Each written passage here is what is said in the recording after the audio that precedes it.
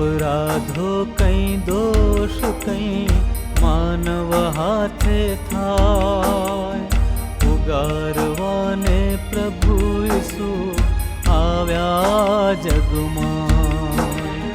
दुखो त्रास जुल्मो सही करवा जग कल्याण, क्रूसे जड़ाई मणे आप्यो निज बलिदान।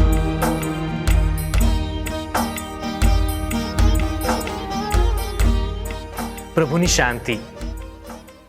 ખ્રિસ્ત ઈસુમાં વાલા ભાઈઓ અને બહેનો, આજે આપણે સૌ તપ ઋતુના ત્રીજા રવિવારની ઉજવણી કરીએ છીએ.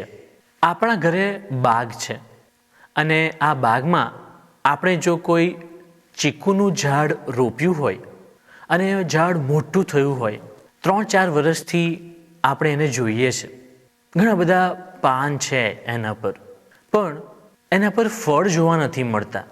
ત્યારે આપણને કેવો અનુભવ થાય, કેવા પ્રશ્ન થાય કે બીજા બધા ઝાડ પર ફળ આવે છે અને આ ઝાડ, ચીકુના ઝાડ પર ફળ નથી આવતા, તો શું કરી શકાય? અને આપણને એવો વિચાર પણ આવે કે ચાલો એને કાપી નાખીએ. કેમ? ફળ નથી આપતું એટલે. આજે પ્રભુ ઈસુ શુભ સંદેશમાં એક અંજીરના ઝાડનું ઉદાહરણ આપે છે. એક માણસે પોતાની દ્રાક્ષની વાડીમાં અંજીરનું ઝાડ રોપેલું હતું અને એ માણસ એ અંજીરના ઝાડ પર અંજીર શોધવા આવે છે, પણ એને અંજીર મળતું નથી. આથી એ દ્રાક્ષની વાડીના માળીને કહે છે કે એને કાપી નાખ, જમીન શું કામ નકામી રોકવી? અને દ્રાક્ષની વાડીનો માળી કહે છે કે સાહેબ, આ વર્ષ રહેવા દો, એ દરમિયાન હું એને ગોળ કરીશ અને ખાતર નાખીશ, અને એ પછી ફળ આવે તો ઠીક છે, નહીં તો કાપી નાખજો. ખ્રિસ્ત ઈસુમાં વાલા ભાઈ અને બહેનો, પ્રભુએ તમને અને મને, આપણને એકે એક જણને એની દ્રાક્ષની વાડીમાં રોપેલા છે અને આપણે એક ઝાડ તરીકે ફળ આપવા જ રહ્યા.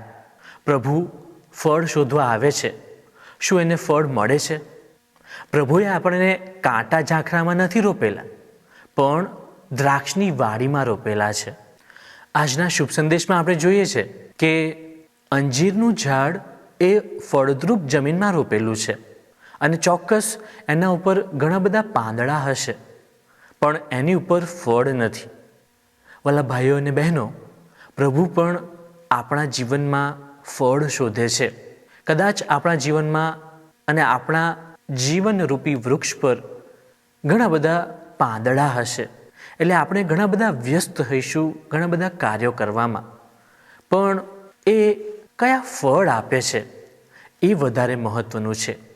એટલે પ્રભુ માટે કાર્યો નહીં કે આપણે કેટલા વ્યસ્ત છે એ નહીં, પણ એ કાર્યો થકી આપણે લોકોને કયા ફળ આપીએ છીએ, કેટલા ફળ આપીએ છીએ, એ પ્રભુ માટે વધારે મહત્વનું છે. એટલે દર વર્ષે તપ ઋતુ આવે છે અને આપણે કેવા ફળ પેદા કરીએ છીએ, અને માલિક પૂછે છે એમ, જમીન નકામી શું કામ રોકવી? એનો અર્થ એ કે ફળદ્રુપ જમીન છે, ઝાડ રોપેલું છે અને ફળ નથી મળતા, તો એ નકામું શું કામ ત્યાં રાખવું જે જમીન રોકે છે? પેલો માળી એવું કહે છે કે આ વર્ષે રહેવા દો, હું એની ફરતે ગોળ કરીશ અને ખાતર નાખીશ, અને પછી ફળ આવે તો ઠીક છે, નહીં તો કાપી નાખજો. વાલા ભાઈઓ અને બહેનો, પ્રભુ ઈસુ એ આ દ્રાક્ષનો માળી છે અને એ પણ પિતાને કહે છે કે એમને તક આપો, હું એની ફરતે ગોળ કરીશ. હવે ગોળ કરવાથી શું થાય? જ્યારે ગોળ કરીએ છીએ ત્યારે અંદર રહેલા જે પથ્થર છે, જે નકામું છે, જે જીવજંતુઓ છે જે કામના નથી, આ બધું જ બહાર આવે છે, એટલે બહાર નીકળી જાય છે અને પછી એમાં ખાતર નાખવામાં આવે છે.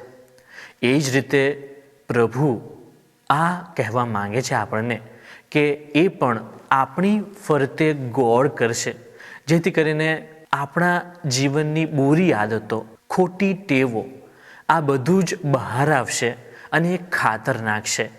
ખાતર નાખવાનો અર્થ શું છે વાલા ભાઈઓ અને બહેનો? ખાતર એટલે પ્રભુના વચનો. એટલે એ પ્રભુના વચનો આપણામાં, આપણા હૃદયમાં નાખશે, જેથી કરીને આપણે સારા ફળ આપી શકીએ. આપણે પણ આપણા જીવનમાં ઘણા બધા વ્યસ્ત હોઈશું, ઘણા બધા કાર્યોમાં ડૂબી ગયા હોઈશું. એ સારા કાર્યો પણ હોઈ શકે છે, પણ વાલા ભાઈઓ અને બહેનો, પ્રભુ માટે એ કાર્યો થકી આપણે કેવા ફળ પેદા કરીએ છીએ એ વધારે મહત્ત્વનું છે.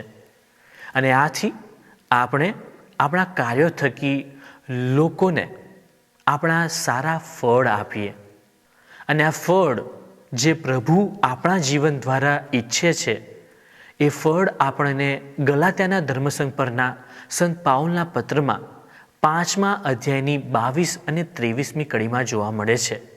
આ ફળ છે એ પવિત્ર આત્માના ફળ છે, અને એ છે પ્રેમ, આનંદ, શાંતિ, ધૈર્ય, સૌજન્યતા, સૌમ્યતા, વફાદારી, નમ્રતા અને સંયમ. વાલા ભાઈઓ અને બહેનો, તપ ઋતુ એટલે હૃદય પલટાની ઋતુ, જીવન પલટાની ઋતુ. આજના શુભ સંદેશનું શીર્ષક છે જીવન પલટાની હાકલ. પ્રભુ ઈસુ 2 બનાવનો ઉલ્લેખ કરે છે. એક બનાવ કે જેમાં ગાલિલના કેટલાક માણસોની પિલાત હત્યા કરે છે, અને બીજો બનાવ જ્યાં સિલોઆમનો મિનારો પડવાથી ઘણા માણસો મૃત્યુ પામે છે. આ બંને ઉદાહરણો દ્વારા પ્રભુ ઈસુ લોકોને, તમને અને મને તક આપે છે કે આપણે જીવન પલટો કરીએ.